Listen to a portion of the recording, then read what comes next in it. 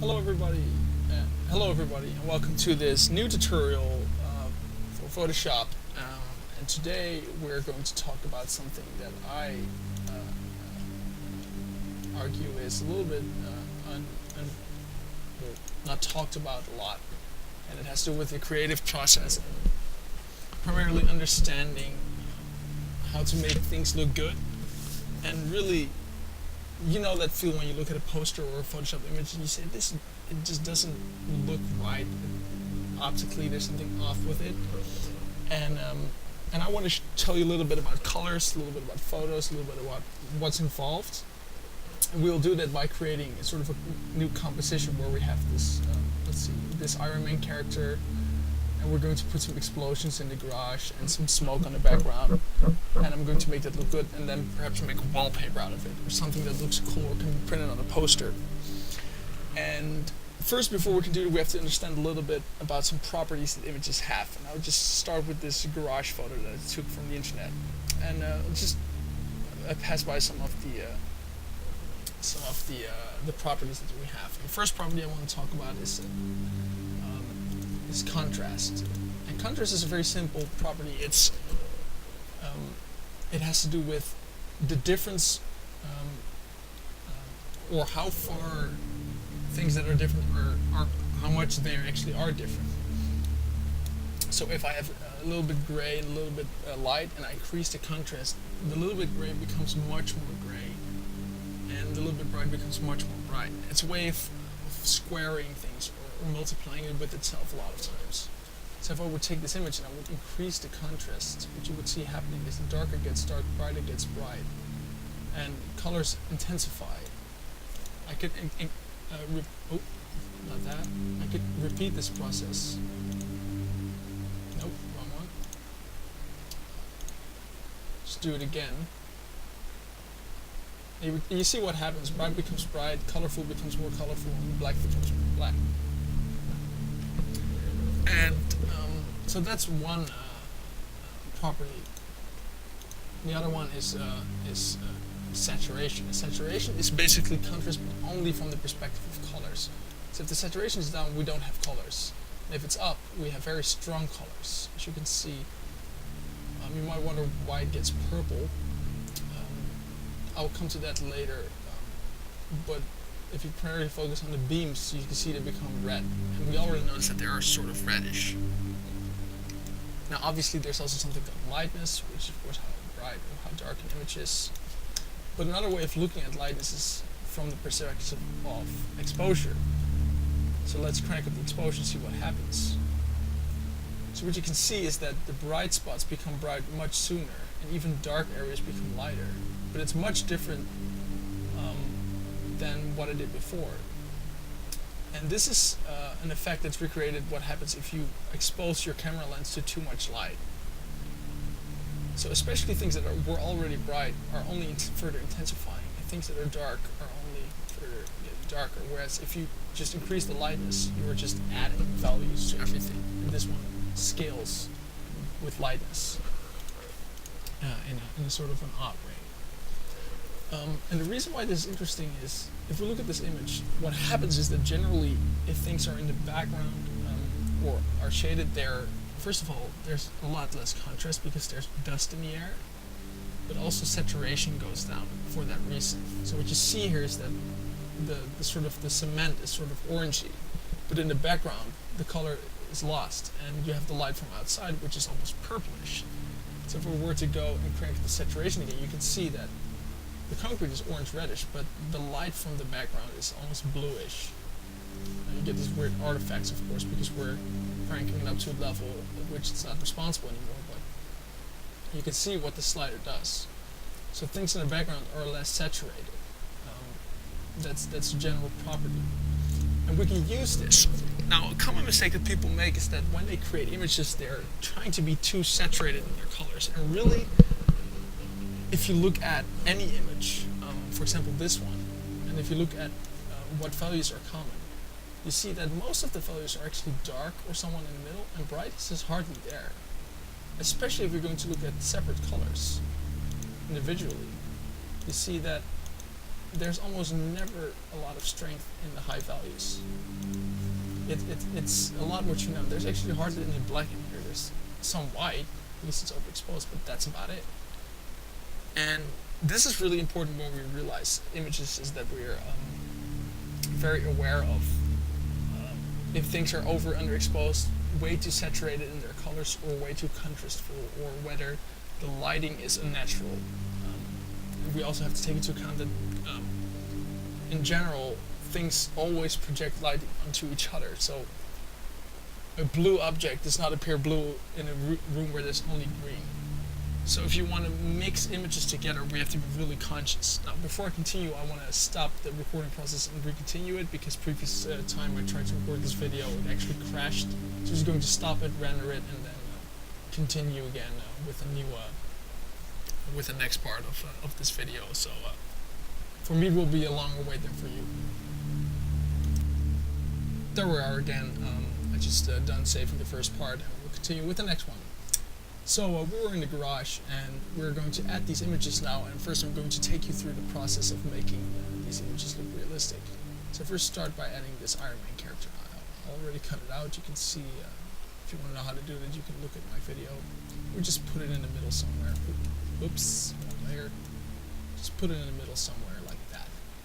Now, we already noticed that this doesn't work, and you might wonder why. Why does it look so weird? Well, again, because Iron Man is much more saturated in the background. Now we can either oversaturate the background or undersaturate Iron Man, or a combination of both. I'm actually for increasing the saturation of the background a little bit, because it's pretty undersaturated. As you saw, it's kind of a noisy image, so we cannot go too much with it. So just see where it starts getting too noisy. Just cranking it up a little bit. It's still believable here.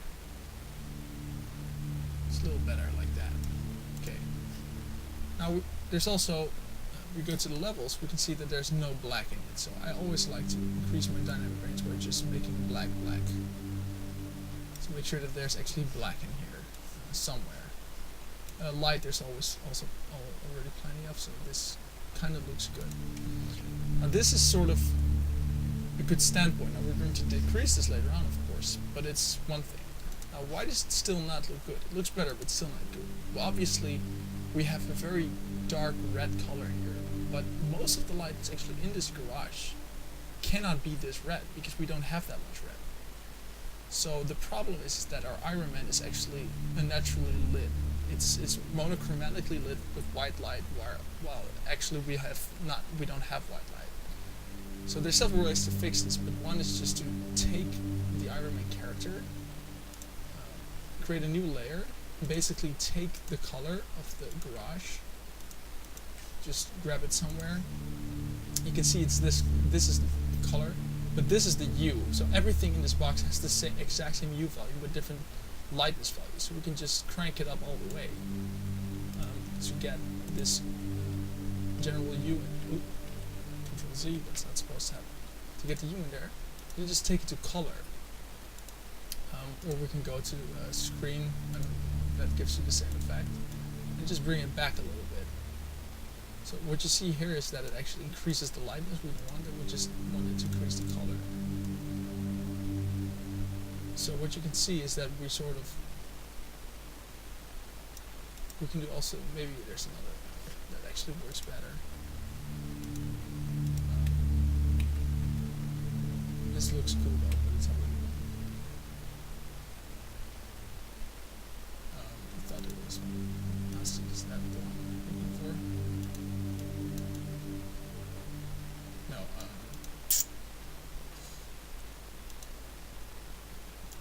let's see what happens. I think there's one that I'm looking for, which is a little bit better. It's, this is sort of what I'm looking for. Use a little bit more. As you can see, it actually only takes the U value.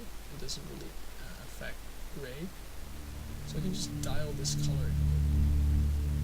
So as you can see, it already looks a little bit more natural. But again, we're in a big garage and I have a very dark value here in my Iron Man. It's impossible because we have so much light reflection coming from every direction that there cannot be no light there. So what we do is we take our Iron Man and just kind of make sure that we dial down the darkest value a little bit, but then we have to bring this one back ever so slightly to make sure just to get that edge of the blackest black. Not too much though, you might want to even get this one back a little bit more. Just like that. So as you can see, it's already a little bit more natural, but the zoom is not working out. The distances obviously should be a little bit blurry. So what we do is we take just a vague area, somewhere over here. Just select that.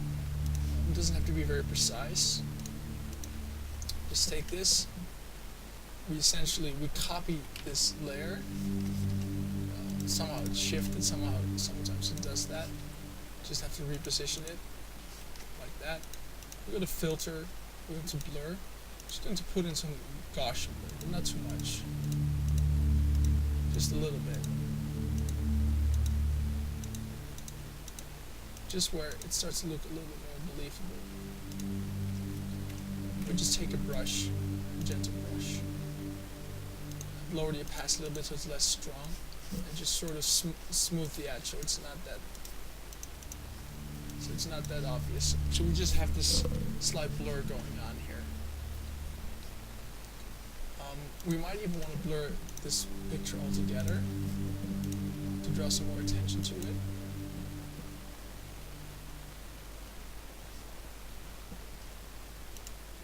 Like that. Now what we've also seen is that by increasing saturation, we have sort of lost it in the background. So we're going to reintroduce it there by clicking on the layer. We merge it.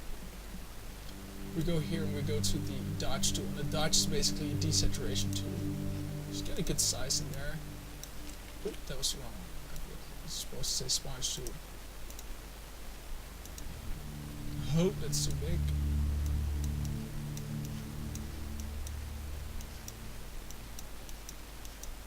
So just kind of desaturate it with the sponge tool. And maybe even desaturate our Iron Man a little bit.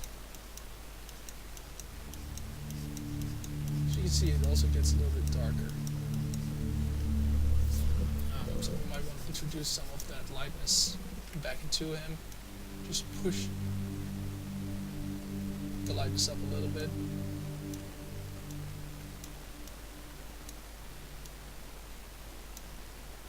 Not too much, just be ever so gentle with this.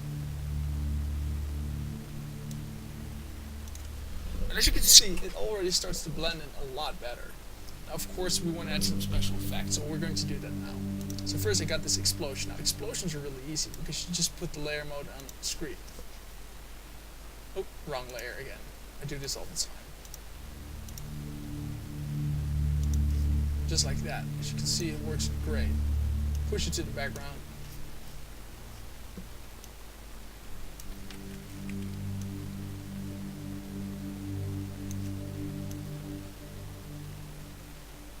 So what you just want to do is something like that. Now, of course, this explosion is going to cast a lot of light on our environment, but we don't want to permanently do that. So we're just going to create a new layer. First, we're going to start with some white.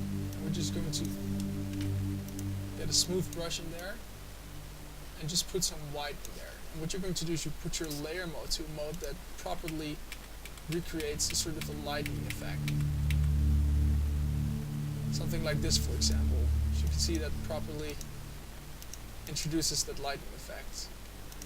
Overlay always a great tool for that. You might want to do it a little bit more, just around the edge here. Now these two together are too strong, so just dial down their opacity a little bit, especially where the explosion is at. So take these two and just erase some of that at where the explosion is. because otherwise we cannot see the explosion anymore.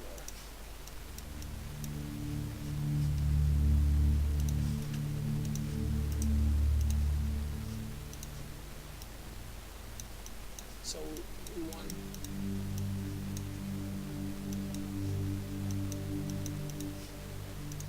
to just, sort of make sure we specifically expose the thing below. We could also just done this. Oh, wrong layer.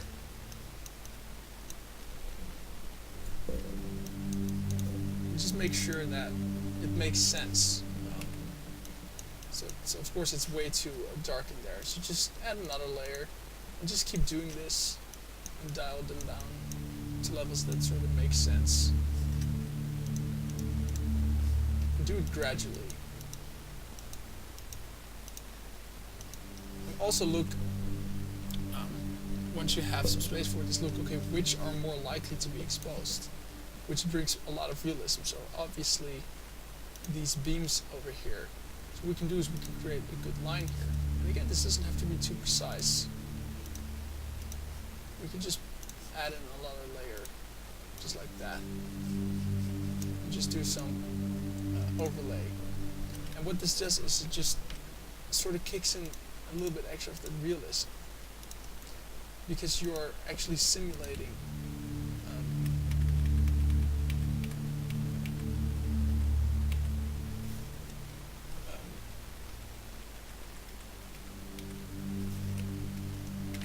what would happen in real life, in a way.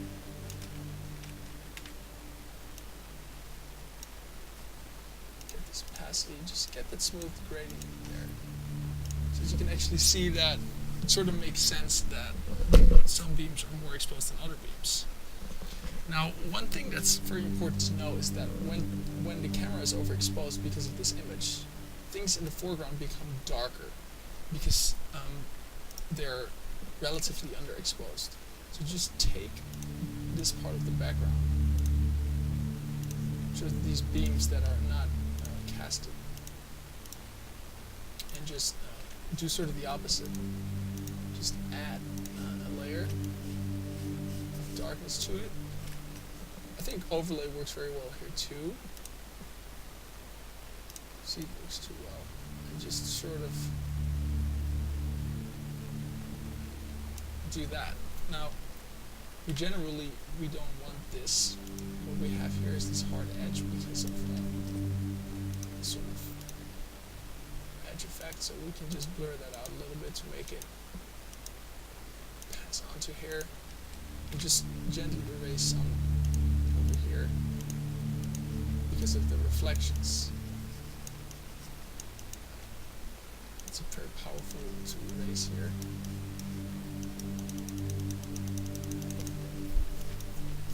But the same goes for our Iron Man. Now here we are best at doing boosting some of the lightness, because that of course still works.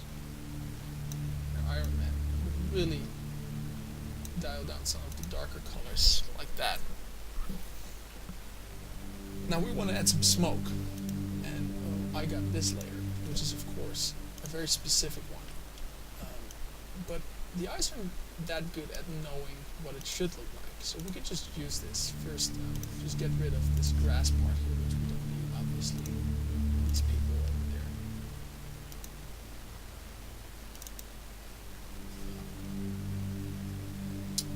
Select feather it a little bit. Just delete it like that, and just let's put it in the background and just see what happens if we add some lighting, some different lighting effects with this. I usually toy around with this a lot, just to see sort of what information is hidden and what happens. I probably don't want to primarily pay attention to this here, but I feel like it should be behind here. We can just turn off these explosion layers here. And just first, let's see if we can get this dirt here properly.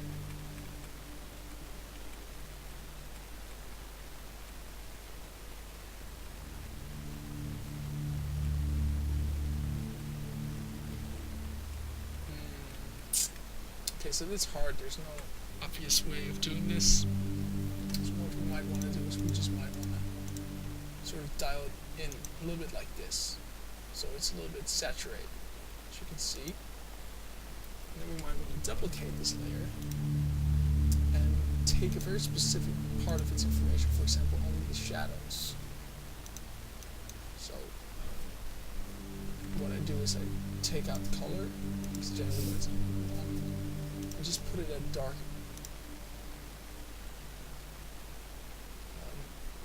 It sort of feels natural because it's too black, so we might want to go here.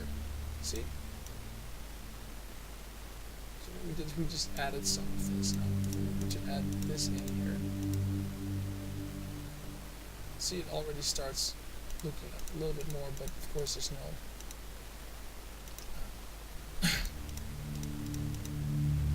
see, this is what it looks like right now. And it sort of looks okay, but the smoke doesn't make sense, so we might just want to flip this, make it go to the other side. Obviously this doesn't work because there's no explosion going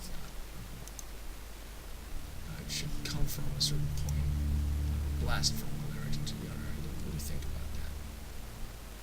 I'm just going to look at a good image and then save this intermediate process, and then we'll come back in a second. And there I am again. Here I have downloaded some images. I'll show you to them. And to you, I got this explosion right here, which looks pretty cool. There's something going on, but just got this Harlem crash here and this explosion. So we're just going to see how we can use these. First, we get rid of this this layer right here. I'm just going to look at this one. In fact, let's put all of these layers here in a folder so we can turn them on and off with one click. So we have this this wreckage here. Let's just scale it down a little bit so we can put it. So the eye isn't really good at, especially when there's chaos, at knowing if it makes sense. So what we can easily do is we can just take this, just take the polygon tool, sort of go about it like that.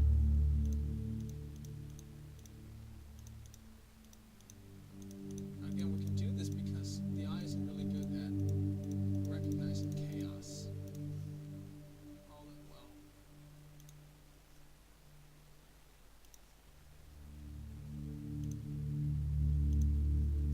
So we would just delete this in a way and just sort of be able to get it to sort of project in the background, not too strongly. Perhaps take a little random sample of this rubble right there. Now you might think this is never going to work. What is he doing? But the thing is that we're not going to draw too much attention to this. Just putting them on some random blending modes. Because of course the attention is going to be in here, and because it's all overlit also, we don't have to really worry about that too much. It's just to give the eye something to look at. That's our primary objective here. So now it appears that there's something going on in the garage. We're going to cover it up with some more effects. So let's introduce this one. What we have here is just essentially an explosion, which we have to rearrange so that the blast is actually facing the right way. Just like that. We just get rid of the color because it's blue. We don't want that. We just make it make this stand out a little bit more. And you just use the darkness of this in a responsible fashion.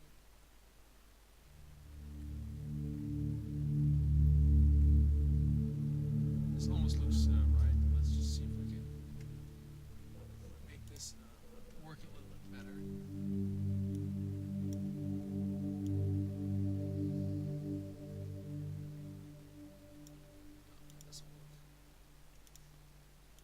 let's analyze this image again. See what we can do with it.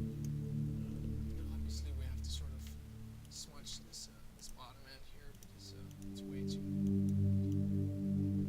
hard an edge. So you can be a little bit random about this, just to prevent some artifacts from forming, and just see if we can figure out a specific effect that makes most sense to us. So we have some dust in here, which kind of works. So we just push the lightness values a little bit, so it doesn't. I just copy this layer, put it on sort of a different layer mode. Try to see if we can get these. Another part of this into this image.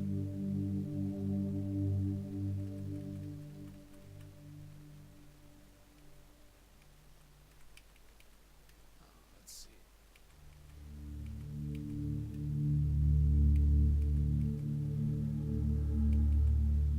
I want everything but the shadow.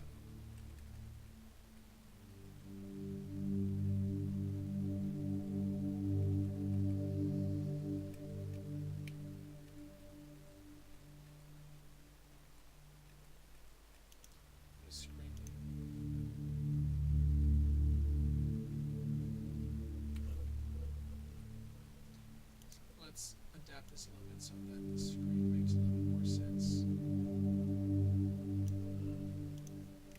Get rid of this stuff over here.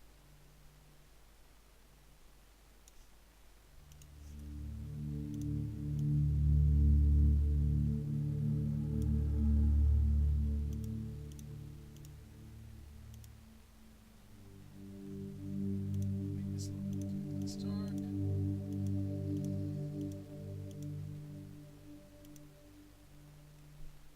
As you can see, it sort of makes a little bit more sense. We can get another explosion. The more chaos we sort of create by doing this, the more easy it's going to be for us to fool the eye in a way. So here we're going to do sort of the same thing again.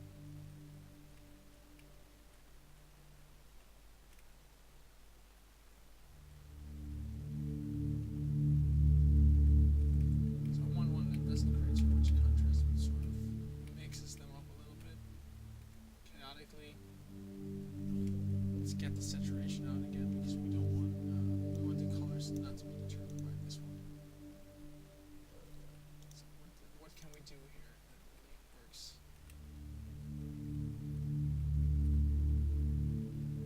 This sort of works. This is pretty cool. Get rid of this edge. I mean, I'm not all too conscious about what I'm doing exactly. I'm just trying to make this make sense, even though it might not seem like I'm doing that at all.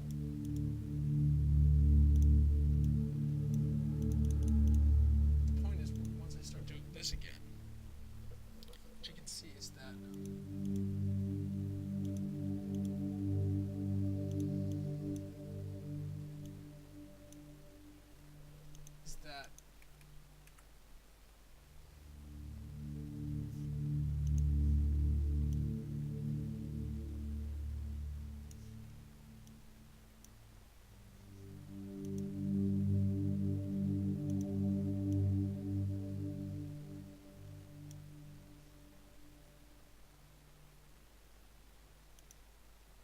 so what you can see here is that we sort of create this illusion of rubble here. Now the fun fact is we can add sort of layers in here to make certain adjustments on only one point. So we can tune on the saturation of this right here, like that.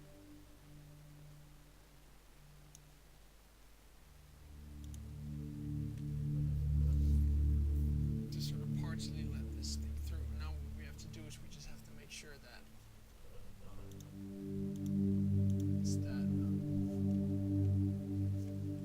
this Iron Man is properly lit. So what we do, it's a little cheat.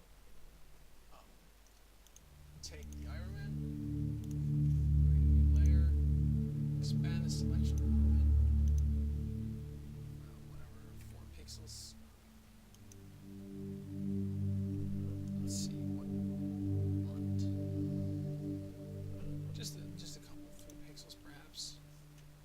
create a white layer on top of him.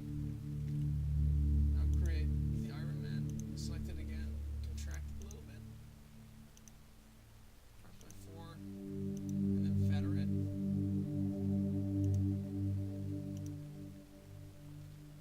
10 would suffice. And just delete this, so we get sort of this inwards glow effect. Now what this does is it sort of mimics that effect that the glow has. So we have to take that away from everywhere where this explosion doesn't work, which is the right side. Oops, every right side.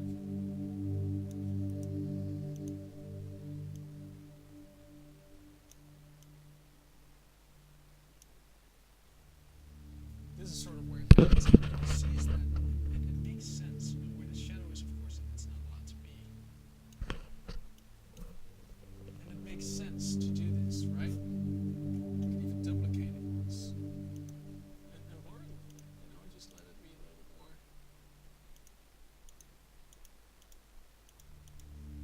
Gradual. And maybe put in this one overlay. This one too. Who knows? Maybe that's not enough. Maybe we need some color in here. We can just take the color out. So just delete the filter information and just do a color overlay. But make the color overlay explosion color like this, and just do some sort of color dodge to get the explosion. So what you can see now is that the explosion is projected onto Iron Man. Now it looks quite well, actually. We just have to sort of draw the attention away from the background by just giving it a little shadow. Of course, only Iron Man has to be excluded from this image. Just do a little bit of this work going on.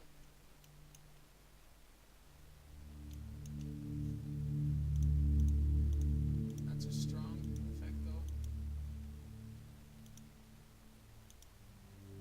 And we can do an extra layer with him included to also push Iron Man a little bit in the background.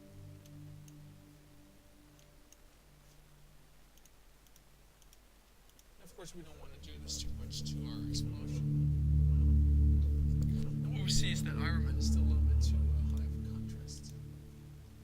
So we might just want to select our Iron Man character, create a separate layer for him, perhaps what could we do? We could do exposure, tune the exposure down a little bit. It's a little bit underexposed, therefore. See, just a tiny offset. Some gamma correction, perhaps.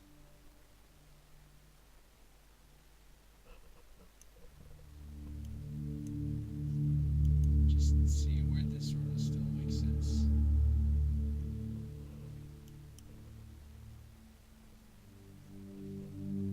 It's not really what I want, but what I do know now is where it does live. So let's make it a curves layer.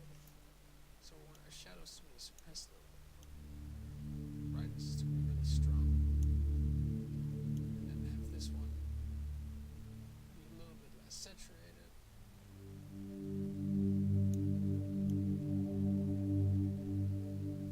Sort of make it blend in a little bit.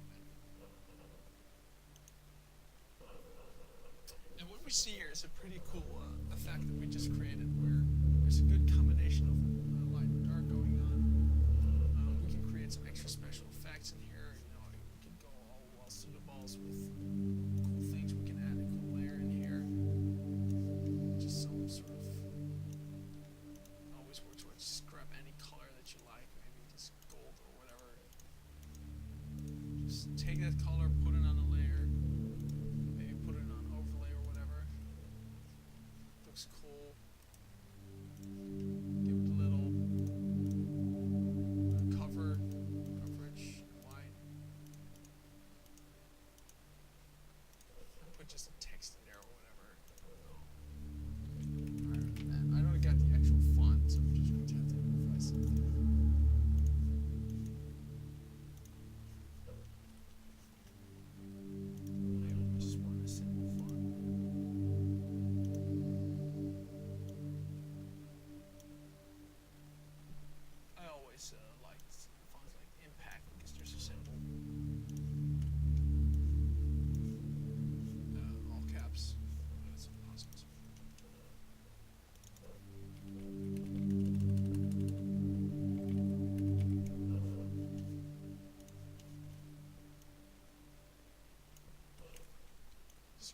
this up or whatever. Really, this is not where it's interesting. I sort of like to redefine this by getting a good dark color in here. Perhaps give it a. This is some effect that I like.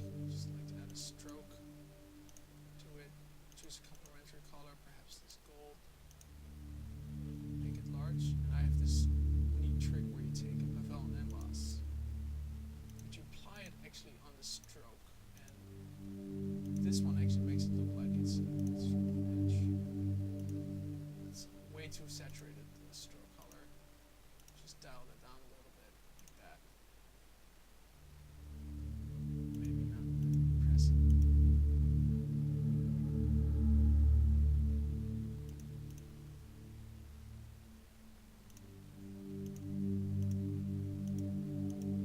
Something like this.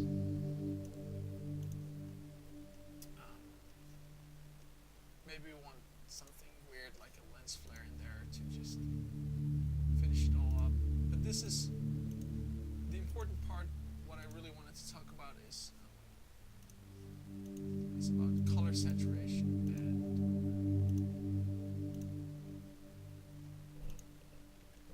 this could be an empty layer. I always forget. Anyway, the point of this video was to show you that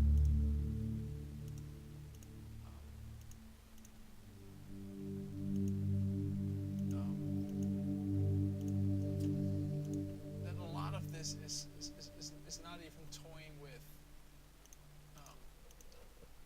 just effects, but making things work by not oversaturating everything. A lot of the work that you actually are required to do is just making sure that your levels aren't too strong and that things match up. It's a lot of experience, a lot of studying, but yeah, hopefully you learned something. And I know it's a little bit fake every once in a while, but it's all about you getting the understanding that saturation, exposure, darkness, shadows, lightness, colors, hues, and what are my environmental effects on this? What is involved? Why do things look weird? Why don't they? And to keep it simple, not to oversaturate anything, and to first make the whole collection of images work well together, and then finish it up and create some After Effects to really make it look like a whole. But if things don't work together at first, it's never going to look good. This was never going to look realistic anyway, but what we can do is we can create a composition that at least feels natural to the eye. And a lot of that has to do with whatever effects we pick, and whatever, but mostly whether the colors work. And again, saturation is an important thing.